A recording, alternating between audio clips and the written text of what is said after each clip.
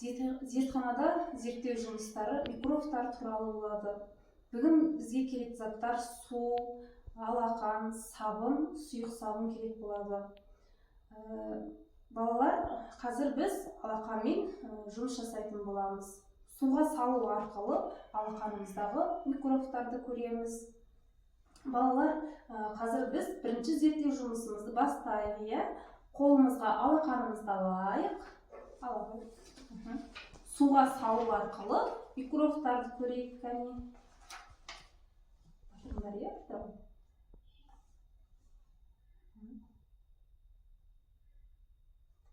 Балалар, қараңдаршы, алақанымызда не пайда болды? Микробтар қайдан пайда болады, білесіңдер ме? Дәретханаға барған кезде, серуеннен оралған кезде қолымызды жумасақ, микробтар пайда болады екен. Қолымызды немен жуамыз, балалар? Сабынмен. Иә, біз тазалықты сақтасақ, денсаулығымыз мықты болады екен, ауырмайды екенбіз. Олай болса, келесі екінші зерттеу жұмысымызды жасайық. Балалар, біздің қазір екінші зерттеу жұмысымыз алақандағы микробтар туралы болады. Қазір сабынды алып, суға батырып, микробтарды кетіретін боламыз алақанымыздағы. Кәне, сабынды алыңдар, суға салыңдар. Енді суға алыңдар.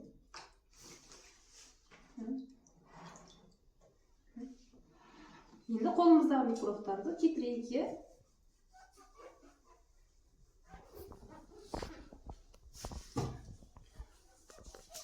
Балалар, қараңдаршы, қолымыздағы микробтар кетіп жатыр ма?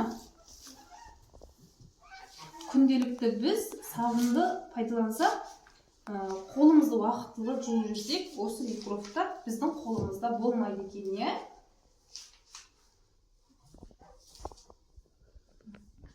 Тағы бір судағы.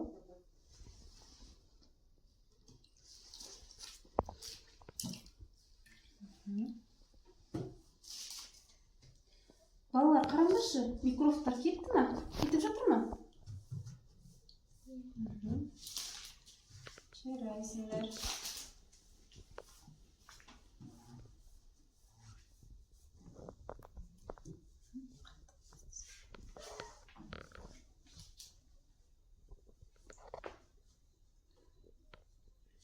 Осымен біздің екінші зерттеу жұмысымыз аяқталды. Сабынды қолымызға жағу арқылы біз микробтарды кетірдік, балалар. Балалар, біздің үшінші тәжірибеміз кір қолмен жұмыс деп аталады. Қазір мына ұнтақты судағы алақанымызға сеу арқылы, мына сабынды қолымызға кішкене шұқып арқылы кірді кетіретін боламыз. Кәне, мына ұнтақты сеуе қойшы. Жоқ, мына ұнтақты бұлай сеуе қой. Бірақ емесе, заң болсын. Енді сен сеуе қой. Бірақ сеуе.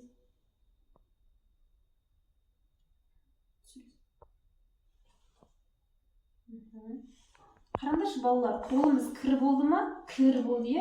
Осы кірді кетірейік. Мына сабыннан кішкене ала қой.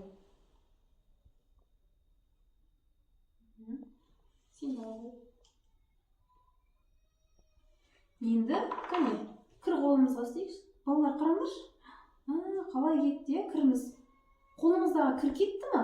Микробтар кетті ма? Қараңдаршы, балалар.